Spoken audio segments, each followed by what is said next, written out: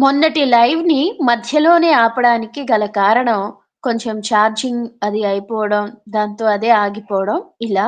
అయితే ఈరోజు మాత్రం మనం ఈ కథని పూర్తిగా చదివే ప్రయత్నం చేద్దాం. మొన్న కుట్టానికి మీనాక్షి అంటే తను ప్రేమించిన మీనాక్షినే ఆ వీర పెళ్లి చేసుకున్నాడు అని తెలిసి దాన్ని జీర్ణం చేసుకోలేక అక్కడి నుంచి వెంటనే వచ్చేస్తాడు. అయితే వీర అనుకుంటాడు ఏదో అంటే నా బాధ విని వెళ్ళిపోయాడే గాని మరొకటి కాదు అని. ఆ తర్వాత రోజు వచ్చేసాక కుట్టానికి నిద్ర పట్టదు, భోజనం సహించదు. అప్పుడు మరుస రోజు మళ్ళీ పసుపు, కుంకుమ, చీర కొనుక్కురమ్మని చెప్పి ఏం చేస్తాడో చూద్దాం. కుట్టానుకు జాము ప్రొద్దెక్కిన తరువాత మెలకువ వచ్చింది. లేచి మంచము పైని కొంతవరకు శాంతముగా కూర్చుండి స్నానాధికములు చేసినాడు. వీరభద్ర భట్టరును పిలిచి అంగడికి పోయి 200 పన్నుల వెలగల ఒక చీరయు పసుపు కుంకుమ తక్షణం తేవలయునని చెప్పినాడు. అవి వచ్చెను. మంచి గంధపు చందుకాయ పెట్టెలో నుండి భ్రూజ భూర్జ భూర్జపత్రము తీసి ఆ అరలో వాడిన పూలను కస్తూరి మరలా నుంచి ఆ పెట్టెయు చీరయు పసుపు కుంకుమలను బూని వీరభూపతి ఇంటికి పోయినాడు. నిన్న నెల్ల భోజనము లేకపోవుట చేత నడువు లేకపోయెను. బడి బండి వద్దనెను. వీరభూపతి పసుపు కుంకుమ చీర చూచి ఇవి ఏమిటని అడిగెను. అప్పుడు కుట్టాన్ నెమ్మదిగా చెప్పెదను, తొందరపడుకు అని కొంత ఆగి నేనీ రోజున ఇచ్చటనే భోజనము చేసెదను అనెను. వీరభూపతి సరే అనెను. కుట్టాన్ మనమిరువురమే కూర్చుందము, మనకు నీ భార్య వడ్డన చేయవలెను అన్నాడు. అప్పుడు వీర ఆమెను అడిగెదను, ఆమె ఒప్పుకొనవలెను గదా, నీవు దళవాయి కొడుకువు, నీ ఎదుటకు వచ్చునో రాదో అన్నాడు. అప్పుడు కుట్టాన్ నేనే అడుగుతాను, అన్నగారి వద్దకు రాకూడదా ఏమి అన్నాడు. ఎంత తెరచాటునైనా అంతఃపుర స్త్రీలనైనను అన్నలకు బంధువులకు కనపడరాదా అని అన్నాడు. ఇరువురును మేడపై ఒక గదిలోనికి బోయిరి. మీనాక్షి లేచి నిల్చున్నది. కుట్టానును గుర్తుపట్టినది. లోతైన కన్నులతో అతని వంక చూచినది. కుట్టాన్ కన్నులు క్రొత్తగా కాపురముకు బోయిన చెల్లిని చూచు అన్నగారి కన్నుల వలె సోదర స్నేహ సూచిత మందహాసములు వెల్లిక్రక్కినవి. అతని విశాలములైన నేత్రముల కొలను యందు బాష్పములు నిండినవి. అప్పుడు వీర అన్నాడు, మీనా, మీ అన్నగారికి నేడు నీవు భోజనము పెట్టవలెనట. ఈయన నెరుగవు కాబోలు, ఈయనే కుట్టాన్ సేతుపతి. నీకు చెప్పితిని గదా, నాకు పరమాప్తుడని. నేను తినుచున్న ప్రతి మెతుకును ఇతనిదే అని చెప్పాడు. అప్పుడు మీనాక్షి స్తబ్ధ అయిపోయెను. ఆమె నేత్రముల వెంట 2 బాష్ప బిందువులు రాలెను. వారి వంక చూడలేక తల వంచుకొన్నది. అప్పుడు కుట్టానన్నాడు, అమ్మా, ఎందుకట్ల నిస్తబ్దవయ్యావు? ఇది కోరరాని కోరిక అనియా? నీ భర్తకు నాకు ఉన్న స్నేహం అలాంటిది. నీవు నాకు సహోదరివి. సందేహ సంధియమెందులకు? నీవు వడ్డించగా భోజనము చేయవలెననే నేనిక్కడికి వచ్చి తిని, అందుచేత వచ్చినాను. కాబట్టి నీవిష్టపడవేని పోయెదను. నీకిష్టం లేకపోతే వెళ్ళిపోతాను అన్నాడు. మీనాక్షి పెద్ద నిట్టూర్పు విడిచి, అన్నా, వడ్డించెదను. నేను నిస్తబ్దనైనది అందుకు కాదు, తర్వాత చెప్పెదను అన్నది. ఆ 3 నెలల నుండి మీనాక్షి అంత ఉత్సాహముగా నెవ్వరునూ ఎప్పుడూ చూడలేదు ఆమెని. భోజనానంతరం వరకు ఆమె మహోత్సాహముతో ఉన్నది. మీనాక్షి కూడా భోజనము చేసి వచ్చినది. మేడపై గదిలో దివాచీ పరచి కూర్చున్నారు. మీనాక్షిని కూడా కూర్చుండమని కుట్టాన్ బలవంతము చేసినాడు. ఆమెయు కూర్చున్నది. కుట్టాన్ వీరభూపతితో ఇట్లు మొదలుపెట్టినాడు, అన్నా, నీకు నేనిప్పుడు కొన్ని సంగతులు చెప్పబోచున్నాను. అవి విచారకరమైనవో ఆనందకరములైనవో నాకే తెలియదు. చెప్పవచ్చునో చెప్పరాదో కూడా తెలియనిది. అవి అన్నియును చెప్పుటకు నా చెల్లెలు మీనాక్షి అనుజ్ఞ కూడా తీసుకొనవలసి ఉన్నది అని ఆమె వంక చూచినాడు. ఆమె తల వంచుకొని తన అభిమతమును శిరశ్చాలనము వలన తెలిపినది. అప్పుడు కుట్టానన్నాడు, వీరా, నీ వంటి ధైర్యవంతుడు, బుద్ధిమంతుడు నీవి అన్నియు విన్న తరువాత యథాప్రకారముగానే ప్రవర్తింపగలడను ఉద్దేశంతో చెప్పుచున్నాను. నేనిప్పుడు నీకొక మాట చెప్పబోచున్నాను. భయపడకు. నిగ్రహమును పూనుము. చెప్పుదునా? అన్నాడు. అప్పుడు వీరభూపతి చెప్పు అన్నట్టుగా తల ఊపాడు. దానికి కుట్టాన్, నీతో నేనిదివరకు ప్రేమించితినని చెప్పితినే, చాలా జాగ్రత్తగా నుండుము. ఆమె ఈమె. వీరభూపతికి తల తిరిగిపోయింది. అతడు ఆ? అని బిగ్గరగా అరిచాడు. మీనాక్షి ఏకధారగా కన్నీళ్లు గార్చుచున్నది. కుట్టానన్నాడు, వీరా, ఇదియే నా ధైర్యము, ఓర్చుకొనుము. మించి వచ్చినది ఏమీయూ లేదు. ఇది ఎంతయు భగవంతుని లీల. మనం ఏమి చేయగలుగుదుము? నేను నీకు పరమాప్తుడను. నాకన్నా నిన్ను ప్రేమించువారు జగత్తులో నీకింక ఎవ్వరు? అధైర్యమెందుకు? శోకమెందులకు? అన్నా, నీకు నీకశుభములు కల్గుటకు పూర్వము నా గొంతుక తరుగుకొని పోనిమ్ము. ఇప్పుడు వీరభూపతి కొంచెం యథాస్థితికి వచ్చినాడు. అప్పుడు కుట్టానన్నాడు, మొన్న రాత్రి నీవు నీ సంగతి అంతయు నాతో చెప్పినావు. నేను పాతాళమునకు త్రొక్కబడితినని అనుకున్నాను. హఠాత్తుగా విన్న ఈ వార్త నా తల బ్రద్దలు కొట్టినది. ఇది వినుటకు నీకిప్పుడు ఎట్లున్నదో నాకు అప్పుడట్లుండింది. అప్పుడు ఇంటికి పోయి ఏమి చేయుదును? ఏమీయూ తోచలేదు. ఏమో, నేను 100 బ్రహ్మహత్యలు చేసినట్లనిపించింది. వీరా, నాకు బిచ్చమెత్తునను కొన్నాను. నాకు పిచ్చి ఎత్తుననుకున్నాను. పిచ్చి. అప్పుడు పిచ్చియే ఎత్తినది.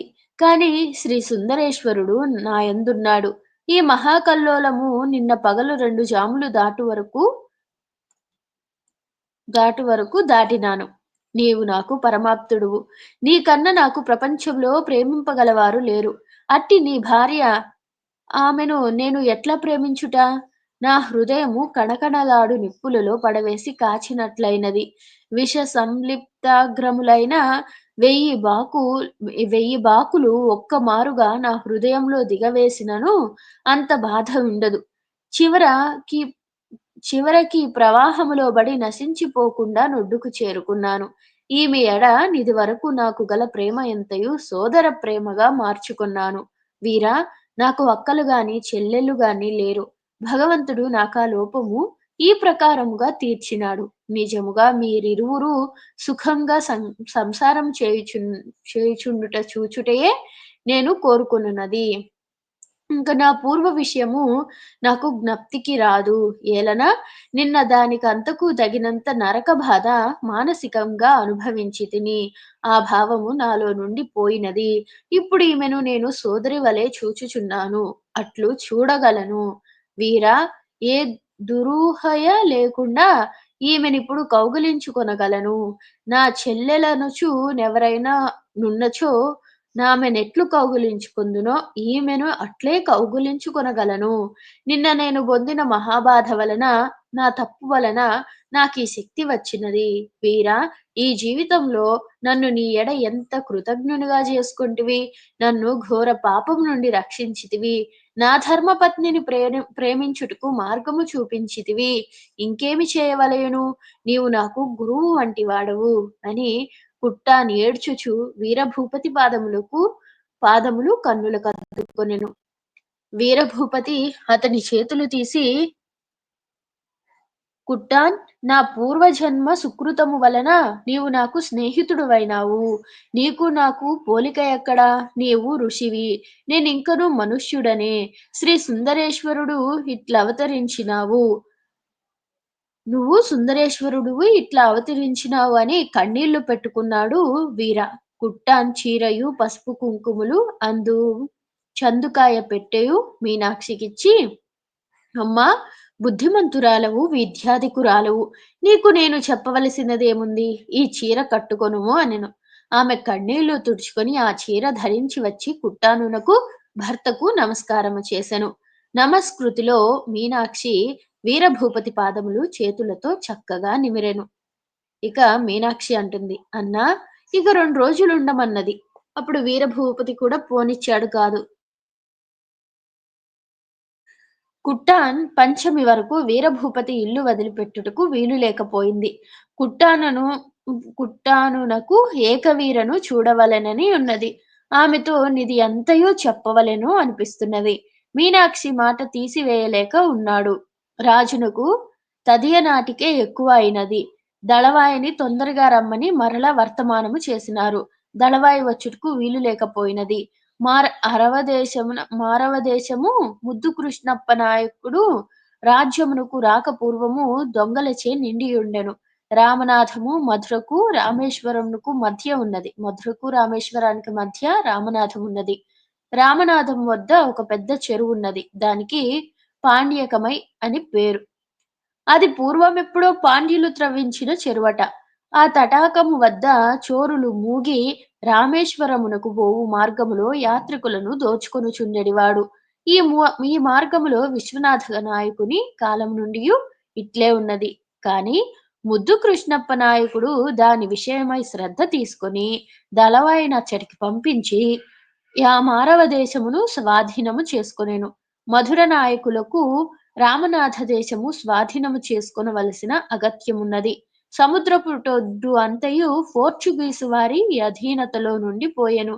పోర్చుగీసు రాజప్రతినిధుల చేత నియమింపబడిన అధికారులు సముద్రపుటొడ్డునున్న పల్లెలలో, పట్టణములలో వర్తకము చేత వచ్చుచున్న రాబడులు, పన్నులు వసూలు చేసుకొనుచుండిరి. ఆయా స్థలముల యందు నేరములు, శిక్షలు మొదలగు సర్వాధికారములు పోర్చుగీసు వారే చూచుచుండిరి. స స్వదేశ స్వదేశ రాజుల నుండి అట్టి అధికారమును పోర్చుగీసు వారు పొందలేదు. పల్లెవారు తూర్పు సముద్ర తీరముల అందున్న వారందరూ పోర్చుగీసు రాజునికే ప్రజయట.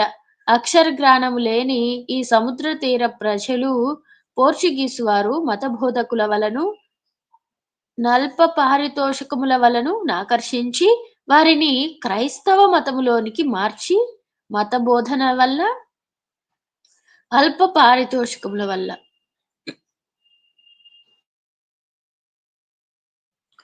మతం మార్చుచున్నారు. వారి అండగొని ఇట్టి అక్రమములను దేశంలో చేయజొచ్చిరి. ఈ రాజకీయ దౌర్జన్యమును, ధన నష్టమును నివారించుటకు మధుర రాజులు మారవ దేశమును చక్కగా నుంచుట అవసరమైనది. రామేశ్వరమునకు బోవు యాత్రికులను దోచుకొనుటకు కూడా ఆ రోజుల్లో క్రైస్తవ మతాభివృద్ధి చేయుటగా భావింపబడును గాబోలు. ఓహో! మొదట ఉదయం సేతుపతి ఈ పని మీద నియమింపబడిన విశ్వావసునామ సంవత్సరమున నియమింపబడ్డాడు. సేతుపతి దళవాయి ఇచ్చటకు చేరిన తోడనే మొట్టమొదట రామేశ్వరమునకు బోవు మార్గము బాగుపరచుటకై రామనాథమునకును, బొగలూరుకును గోటలు కట్టి అచటో సైన్యమునుంచెను. యాత్రికులను గుంపులు గుంపులుగా చేసి ప్రతి గుంపు వెంటను కొందరు సైనికులను పంపించెను. రామనాథము నుండి ఇట్టి యాత్రికులు ప్రొద్దుననొక గుంపు, సాయంత్రము ఒక గుంపు బయలుదేరుదురు. వారి వెంటనే 10 సైనికులు, వీరి వెంట 10 సైనికులు, నేబది వెంట నేబది సైనికులు, వీరి వెంట నేబది సైనికులు, 50 సైనికులు పోవుచుందురు. ఈ రెండు సైనికుల జట్టులను మరునాడు రామేశ్వరం నుండి వచ్చు యాత్రికులతో వత్తురు. ఇచ్చటి నుండి మరునాడు మరి 2 యాత్రికుల గుంపులు బయలుదేరును. ఇట్లు మొదట యాత్రికులకు సౌలభ్యముగా చేసి, అనంతరము నా చుట్టుపక్కల నిరంకుశంగా ప్రవర్తించుచున్న చిన్న చిన్న పారవుల నాయకులను క్రమక్రమముగా సాధించి, కాళయ్యార్ కోవెల, పట్టమంగళము మొదలగు స్థానములో తగిన అధికారుల నుంచి కట్టుదిట్టములు చేసెను. తరువాత సేతుపతి రామనాథము చుట్టుపట్ల ఉన్న అరణ్యములను ఛేదించి పాండ్యకమై జలముతో భూమి అంతయు సాగు చేయించెను. దేశము చోరభయము లేక తృణ జలకాష్ట సమృద్ధి కలిగి సేతుపతి పరిపాలన శాంతి కలిగి ఉండెను.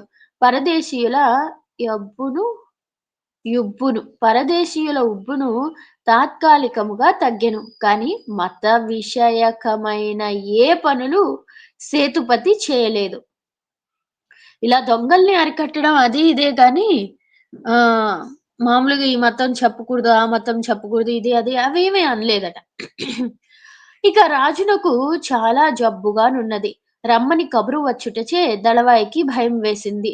రాజునకు ఎట్లుండునో, ఒకవేళ రాజు మృతి పొందినా తానీ రామనాథ ప్రాంతములలో చేసిన ప్రయత్నములన్నీయు నిష్ఫలములగును.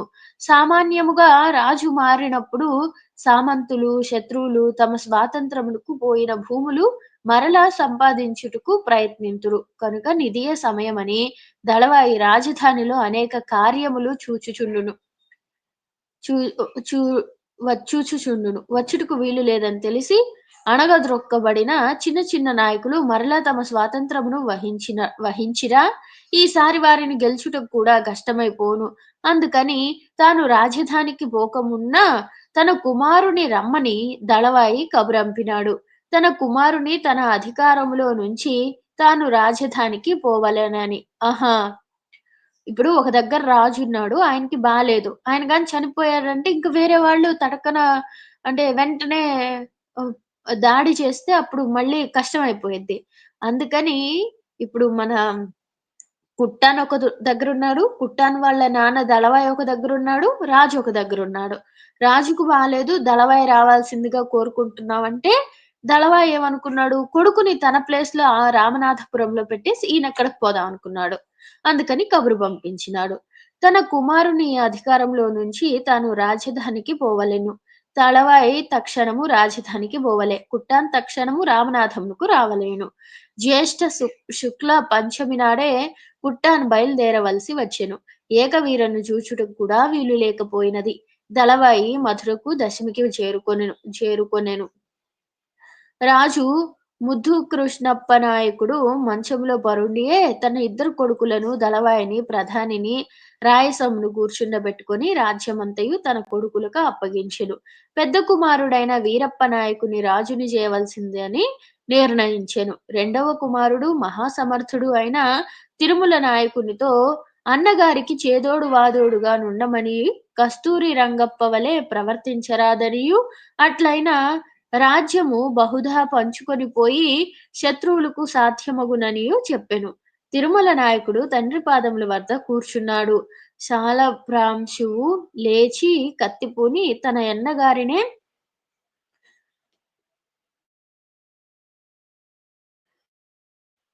సేవించెదననియు అన్నగారికి సంతానము కలిగెనేని అతని తరువాతదన్న సంతానమునే రాజుని చేసేదననియు ప్రమాణము చేసెను. తరువాత రాజు దళవాయి, ప్రధాని, రాయసములతో తదనువలనే తన కుమారుని గూడా సేవించవలెననియు, వారి రాజభక్తి వలననే రాజ్యము సాగుచున్నదనియు చెప్పి, సేతుపతి చేసిన మహత్కార్యములను అతడు చూపించిన రాజభక్తిని కొనియాడెను. వారందరును రాజ్యమును పూర్వము వలెనే కాపాడెదమని ప్రమాణములు చేసిరి. తరువాత రాజు చాలా సేపు శాంతముగా నుండెను. అదివరకే పాలెగాండ్రందరూ అనేక కార్యముల విషయము మీద మధురకు పిలిపింపబడిరి. రాజు సాయంత్రమునకు ఒకరినొకరినే పిలిచి వారి వద్ద నుండి గూడా వాగ్దానములు తీసుకొని ఆనాడే వీరప్ప నాయకునికి అభిషేకము చేయించెను. కొత్త రాజుకందరును జోహారులు చేసిరి. మరునాడే ఏకాదశి. ఆనాడు చంద్రోదయ సమయమునకు శ్రీ ముత్తుకృష్ణప్ప నాయకుడు పరమపదించెను. ఇది నిజమైనదో లేదంటే కాదో గానీ ఏకాదశి నాడు పోయారు ముత్తుకృష్ణప్ప నాయుడు అని రాశారు. బావుందండి.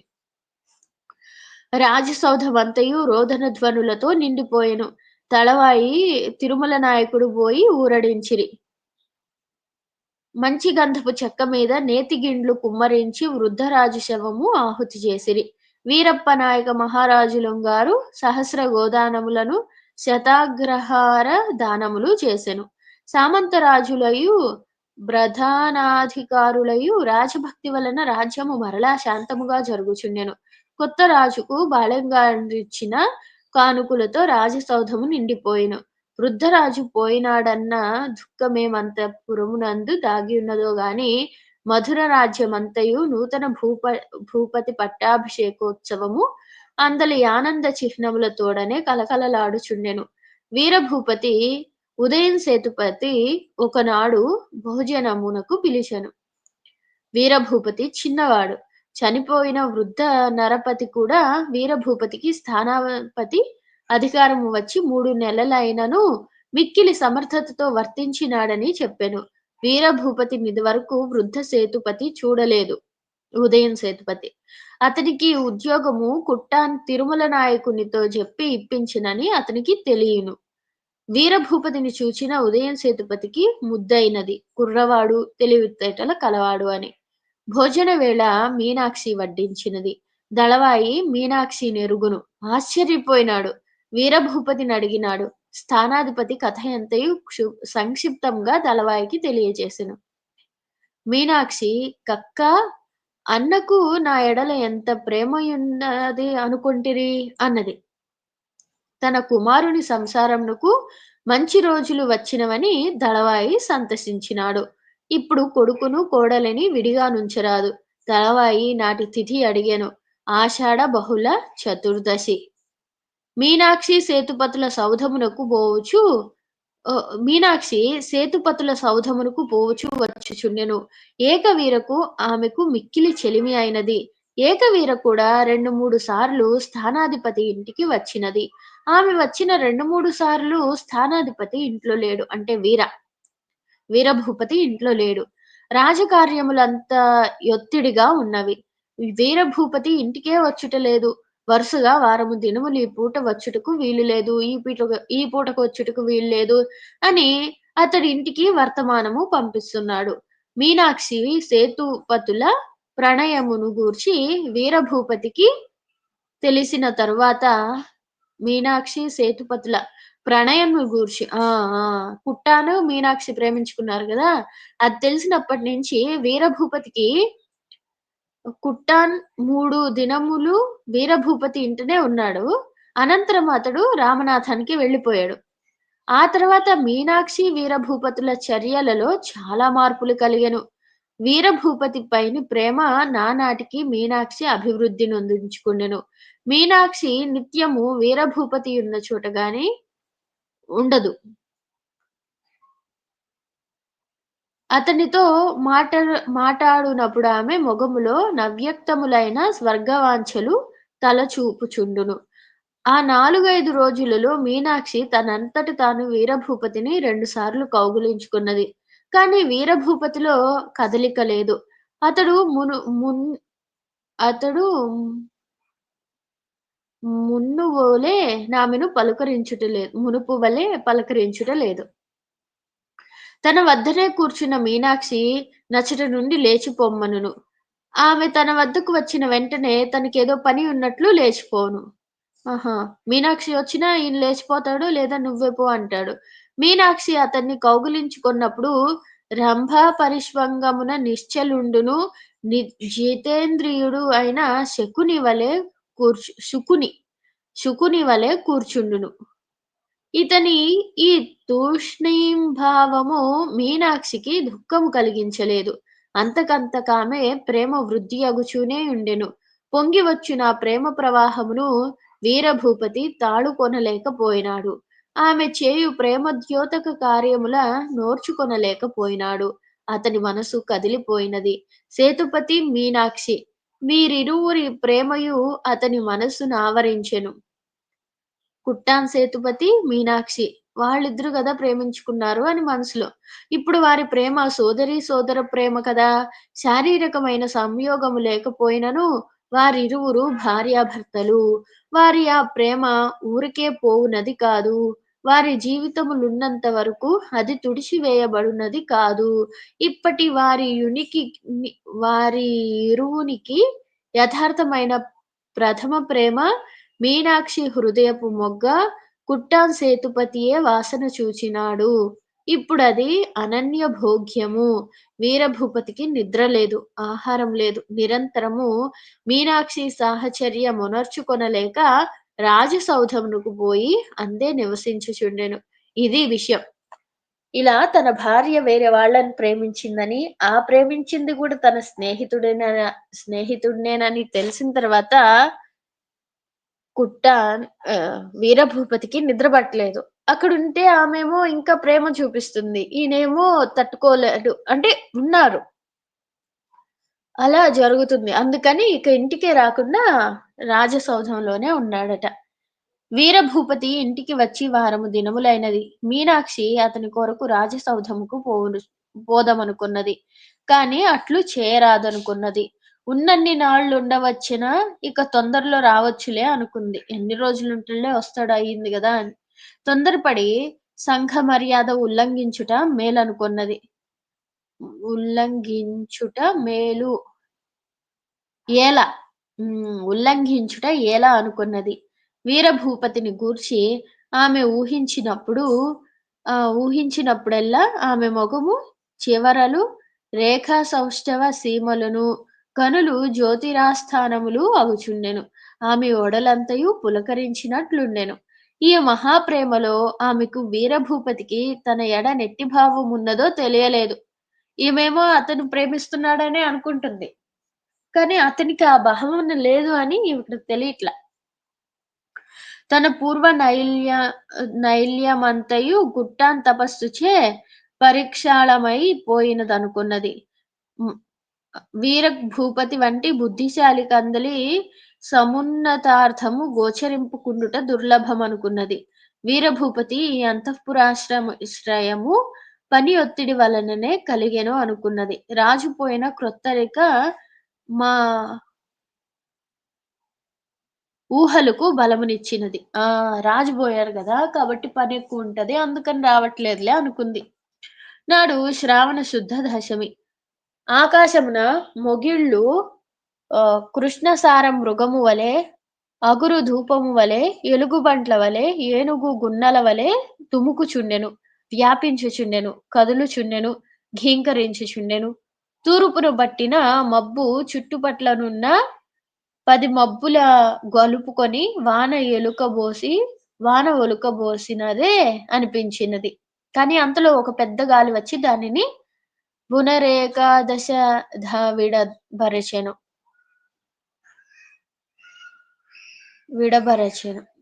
సూర్యుడు మాత్రం అప్పుడప్పుడు పలుచని మబ్బులలో నుండి మందరశ్ములు వెలయించునే గాని, ఇంతలో మరలానొక నల్ల కానుగుల గుమ్మ వంటి మేఘమడ్డు వచ్చి అతని లోకమును వేరుపరచును. ఒంటరిగానున్న మీనాక్షికేమీయూ తోచలేదు. ఆమెకు వీరభూపతి దగ్గరలేమి వియోగ భారము అనిపించలేదు. ఎందుకంటే ఒకప్పుడు మనిషి ప్రేమించినోడు కనిపించలేదు. ప్రేమ నేను మోసపోయాను, నేను బాధపడ్డాను అనుకుంది.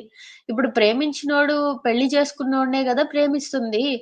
పనిలో ఉన్నోడు సరేలే అనుకుందే గాని, ఆమెకి దగ్గర లేడు వీరభూపతి అనే ఆలోచన రాలా. ప్రతి క్షణం అతని రాకనెదురు చూచుచు ఆమె దేహము మాటి మాటికి క్రొత్త క్రొత్త పు పులకలచే గరగరికలు దాల్చుచుండెను. ఆమెకింతలో నేకవీర వద్దకు పోవలెను అనిపించింది. ఇదివరకామె ఏకవీర ఇంటికి 10 సార్లు దాకా పోయి ఉండవచ్చును. ఏకవీర అనినా మీనాక్షికి చెప్పరానంత ప్రేమయున్నది. ఆ ప్రేమకు కారణమున్నది. ఆమెను చూచినంతనే మీనాక్షికి తన జీవితమంతయు జ్ఞప్తికి వచ్చును.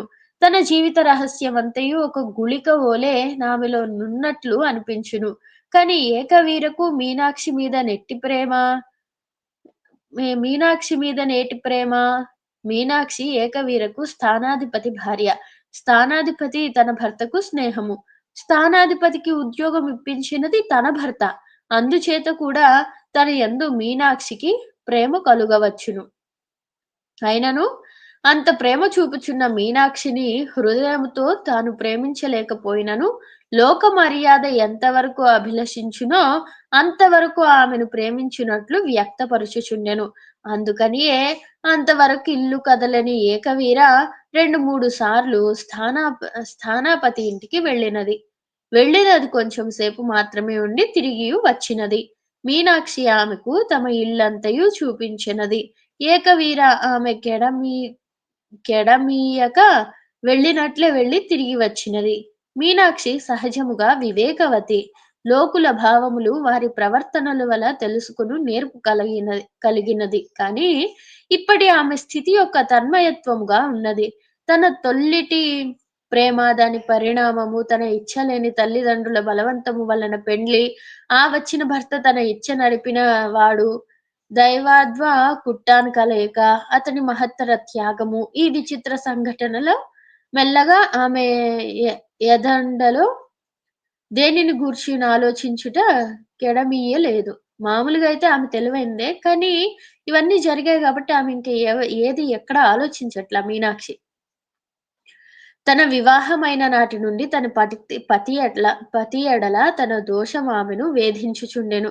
ఇతరమైన ఏ సంగతి గూర్చి ఊహించుటకుగా దావీయని ఆమె మనసు తన శక్తినంతయు నీ వైపునకు త్రోసినది.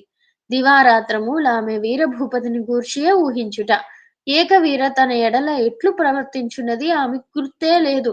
నాడు మరల ఏకవీరను చూడబోనించి శకట వాహకుని పిలిచి బండి ఆహ్, యాయత్త పరపు మనెను. తాను దలదూవుకొని క్రొత్త చీర దాల్చి నగలు ధరించి ముంగిట నిలిచిన శకటమారోహించి బయటకు వచ్చెను. ఆమె ప్రొద్దున ఒక సేవకుని వీరభూపతిని నాటి రాత్రికి రమ్మని కబురంపినది. వాడు వచ్చి స్థానాపతి రాత్రికి వత్తునని చెప్పిరని వార్త తెచ్చినాడు. వానిని పంపించి మీనాక్షి బండిలో కూర్చున్నది. బండిలో కూర్చున్న మీనాక్షి కన్నులలో వీరభూపతి ఆడినాడు. ఎర్రని మనిషి. శాంతమైన వదనం. ఎర్రని మొగమున నల్లని మీసంలో చివరలు మెలికలు తిరిగి తామర మీద తుమ్మెదలాడినట్లుంటాయి. ఆజానుబాహువు, చక్కని కన్నులు, ఎప్పుడూ నవ్వుచున్న మొగము. మీనాక్షి తాగొప్పుకొన్న బంగారు పువ్వులు గల తెల్లని పట్టు సేలువ లోపల 2 చేతులు ప్రక్కల కదుముకొని, కన్నులు మూసుకొని బండిలోనొక వైపున కొదిగి కూర్చున్నది. శాలువాని 2 వైపుల నుంచి ఇట్లా లాక్కొని ఆహ్, ముడుచుకొని కూర్చున్నది. రయ్యిమని చల్లని గాలి తెరల సందుగా లోనికి దూరినది. మీనాక్షి కళ్ళు మరింత మూసుకొని నక్కి నక్కి మూల మూల ఒదిగి కూర్చున్నది. ఆ శకటము రాజదత్తము. ప్రధానాధికారులకు ప్రతివానికి రాజుగారి శకటమొకటి కానుక. అది ఇది. బండికి 4 చక్రములు, క్రొత్త రంగు. నందీశ్వరుని వంటి 2 వృషభములు బండికి గట్టబడెను. బండివాడు బహు ప్రయత్నమున నంకెకు తెచ్చుచున్నాడు. బండికి నొగవద్ద స్థానాధిపతి పేరున్నది. ఎద్దుల వీపుల మీద కప్పబడిన ఎర్రని పట్టు సెల్లాల మీద స్థానాధిపతి రాయబడి ఉన్నది. ఎడ్ల కొమ్ములు కోసదేరి చివరల పొన్ను ఉన్నవి. అద్దాలు, మువ్వలు, చిరుగంటలు నమర్చబడిన వెంట్రుకలు వెంట్రుకల సిక త్రాళ్ళ కమారాలు త్రాళ్ళ సికమారులు, మెడలకు గంటల పట్టెడలు, 4 కాళ్లకు వెంట్రుకల తాళ్ళు, ప్రకాశించుచు 2 వృషభములు, దక్షయజ్ఞ ధ్వంసం వేళ వీరభద్రుని వెన్నాడిన నందీశ్వర, భృంగీశ్వరుల వలె నురుగులు గ్రక్కుచున్నెను. పార్వతీదేవికి హిమవద్రాజు పంపించిన సారెవలే మీనాక్షిదేవికి ప్రతి సంవత్సరారంభ వేళ కృత కళ్యాణార్థ పరిగుంఫిత మంటపము వలె ఆ బండి వీధి వెంట జరజర దొరలిపోయినది. విశ్వనాథ వారు ఎంతెంత పెద్ద తెలుగు పదాలు రాస్తున్నారు. అమ్మో! బండి సేతాపతి సౌధము ఇంటి ముందు ఆగినది. ఆగి నెమ్మదిగా అంతఃపుర ప్రవేశము కడకు బోయినది. ఏకవీర గవాక్షము నుండి మీనాక్షిని చూచి మేడ మీద నుంచి దిగివచ్చి ఆమెను కలుసుకొన్నది. మీనాక్షి ఏకవీరను చూచినది. ఏకవీర ఆనాడు తెల్లని పట్టు చీర ధరించింది. అబ్ శిరోజములభ్యంజన మాచరించినట్లు పొడి పొడిగా నున్నది. ఆమె కన్నులలో ఒక లోలత్వమున్నది. అది లోలత్వము కన్నా కూడా మోహనత్వము అనిట్టే బావుంటుంది. కంచుకము కూడా బంగారు పువ్వులు గల తెలిపట్టుది. అప్పుడామె మొగిలి పొరవలె నున్నది. ఆనాడామె మీనాక్షి చూచినంతనే పూర్వమామె ఎప్పుడో చూచితిని అనిపించింది. ఉలిక్కిపడి మరలా చూచినది. ఇంతలో పరిచారిక తెచ్చిన ఎర్ర సేలువ ఏకవీర కప్పుకొన్నది. మీనాక్షికి మరలా తన పరిచితురాలే కనిపించెను. ఏకవీర వివాహమైనది మొదలు ఆకుపచ్చ చీరలు ధరించును. సర్వావయవములయందు 7 వారముల సొమ్ములు దాల్చును. వివాహ వివాహత్ పూర్వము తెల్లని పట్టు చీరలు దాల్చెడిది. తల ఎప్పుడు పొడి పొడిగా నుంచుకొనెడిది. వివాహానంతరము తెలిచీర దాల్చినది. కుట్టాన్ తన శయ్య మీద నామె నిద్రించినది చూచిన రాత్రియే మొదటిసారి. అది మొదలు కుట్టాన్ పెట్టిన గడువు మొదలు నెల నెలకు అమావాస్య నాడు తాల్చుచూ వచ్చినది. గడువు రెండేండ్లు గడిచినది. ఏకవీరకు కుట్టాన్ మాటల యందు నమ్మకం పోయినది. మనసు క్రమక్రమంగా తాను తొల్లి ప్రేమించిన అతని మీదకి తిరుగుచూ వచ్చినది. అతనిని గూర్చి ఊహలు వచ్చినప్పుడెల్లా ఏకవీర తెలియుడువులు ధరించుచుండెను. తెలియుడువులు ధరించుచుండెను. ఏకవీర కతని ఊరు తెలియదు ఏకవీరకి. అతని పేరు తెలియదు. మరి ఏమి తెలియను? చంద్ర సుకుమారమైన అతని మొగము ఎరుగును. అతని దీర్ఘాకృతి తెలియను. అతని సూదుల వంటి కనులు తెలియను. అతని తుమ్మెద రెక్కల వంటి మీసములు తెలియను. ముందు భాగముగా దీని తీసి వెనుక ముడి కొదిగిన అతని కేశపించము తెలియను. తమ ఇద్దరి నడుమ త్రెంచరానిదిగానున్న స్వచ్ఛ ప్రేమ బంధము తెలియను. తన మొగములోని సౌందర్యమంతయు తాను తెల్లచీర ధరించి తల పొడి పొడిగా నుంచినప్పుడు పట్టరానిదిగా నుండునని కూడా ఆమెకు తెలియను. వివాహమైన 2 సంవత్సరములుగా ఏకవీర అతనిని మర్చిపోయినది. అతని స్థానమున కుట్టానుకు వసతి నిర్మించినది. కుట్టాన ఆ వసతిలో నిలిచినాడు కాడు. తాను నిర్మించిన ప్రేమ సౌధమునకు కుట్టాను తీసిన నిర్దయాద్వారము నుండి తన తొల్లిటి వలపు వలపుకాడు ప్రవేశించిన మాట ఏకవీరకు అవగతము కాలేదు. తనకిప్పుడు పెరిగిన తెల్ల పట్టు చీరల మీద మక్కువ వెదకి చూచుకొనలేదు. తన తొల్లింటి ప్రేమోమూర్తి ఆమె కనులకు కట్టినట్లుండెను. ఆమె అతని ప్రత్యక్షమైన మూర్తిని జూచి దాని నిలకడను గూర్చి వితర్కించుకొనలేదు. అది ఆమెకు సర్వలోకముల నుండి తాను గుప్తపరచుచున్న ధనము. ఆ ధనమునకు యాథార్థ్యము లేదని ఆమెకు తెలియును. ధనమునకు సాధనము యథార్థముని త- తవ్వైనది. అందుచేతనామె ధర్మబద్ధమై ఆ ధనము మూట మరచిపోయినది. ధర్మము తోడి ధనమునభిలషించినది. ఈ కొత్త ధనమామెకు స్పర్శ దూర మతిగమించినది. ఈ 2 ధనములు ఆమె కయథార్థకములైనవి. ఆమెకు యథార్థములైనవి. ఈ 2 ధనములు ఆమెకు యథార్థములైనవి. మొదలి ధనము మధుర ప్రేమమైనది. రెండవ ధనము ధర్మ ప్రేమ అయినది. ఇక్కడే వస్తుంది. మన అందరికీ కూడా ధర్మ ప్రేమన, మధుర ప్రేమన. మనం అనుకున్నదా? లేదంటే ధర్మం బట్టి నడవాలా? తనకు దూరములైన ఈ రెంటిలో నేది మనస్సున నిలుపుటకు యోగ్యమైనదో ఆమెకి తెలియలేదు. తెలివి కొలది రెండవ దానిని మనసున ఆమె నిలుపును. తనకు తెలియకుండా మొదటిది తాను వచ్చి తన తన మనసావరించెను. ఆయా వృత్తి ఆమెకు తెలిసి తెలియక ఉన్నట్లు అనిపిస్తుంది. తన్ను జూచినంతనే మీనాక్షి ఉలిక్కిపడినదెందుకా అనుకొన్నది. ఏకవీర మరల తన సౌందర్యమునకు ముగ్ధురాలైనదని సమాధానం చెప్పుకొన్నది. ఇంతలో ఇద్దరు దొల్లింటి పరిచితుల వలె మాట్లాడుకొనిరి. ఆ ఉలికిపాటు మీనాక్షి మరచిపోయినది. ఏకవీరకు మరుపు రాలేదు. ఇరువురు జాజిపందిరి క్రిందగా ఏకవీర గదికి పోవచుండిరి. ఒక పసరు మొగ్గ ఏకవీరపై పడినది. ఒక పచ్చి ఆకు మీనాక్షిపై పడినది. పందిరి అంతయు వర్షము కొరకు ఎదురు చూచుచున్నట్లు చెదరు పూలు విసిరినది. వర్షమును రమ్మన్నట్లు చిన్న గాలికి ఆకులు కదలుచున్నవి. పందిరిలో చీకట్లు క్రమ్మినవి. ఆకాశమున పడమటి దిక్కున బురద వలె వ్యాపించిన నల్లని పెద్ద మేఘము ఉధృతి చూచి బండివాడు వర్షాశంకి శకటమున దూరాననున్న శకటములు నిల్చు చావడికి కొంచుపోయి ఎడ్ల తలత్రాళ్ళు చక్రములకు బిగించి కట్టి సేతుపతుల శకట సారథుల పసిపిల్లల్లో 8 బాలికతో ప్రసంగములోనికి దిగెను. దాని పేరు అమృతము. పిల్ల అంటుంది, ఎవరు వచ్చినది? స్థానాధిపతి గారి అమ్మవారు. పిల్ల పరికిణి తొడపైకి లాగి జనపనార త్రాడు పేనుచుండెను. ఆ పిల్ల తల వెంట్రుకలు సంస్కార హీనములై రాగి బొచ్చు వలె దాని మొగము మీద వ్రాలుచుండెను.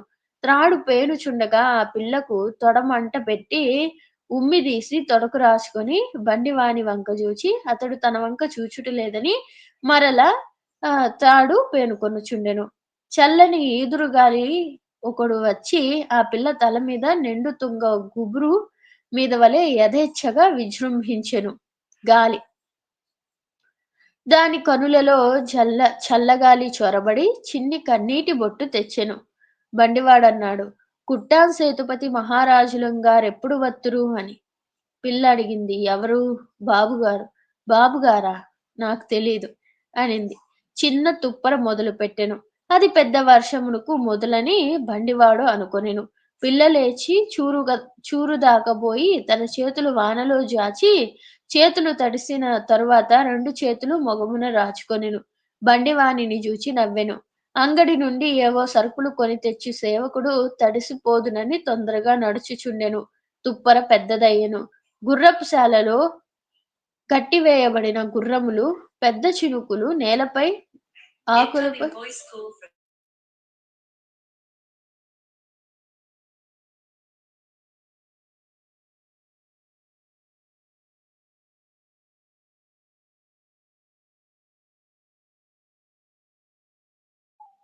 ఆ తుప్పర ఏమయింది? మిగిలిన కథ వచ్చే వారం చదువుకుందాం. ఇప్పటికైతే మీనాక్షి ఏకవీరని ఆ తెల్ల పట్టు చీరలో చూసి ఎందుకు ఉలిక్కిపడింది అన్నది ఆలోచిద్దాం. మరి విశ్వనాథి వారి రచన అంటే ధర్మం గురించి లేకుండా ఎలా ఉంటుంది? ఈ కథంతా చదవబోతే మనకు ధర్మం గురించే చెప్తుందని నాకనిపిస్తుంది. అదేంటో రాబోయే వారంలో చూద్దాం. అప్పటి వరకి అందరికీ జయ శ్రీరామ. స్వస్తి.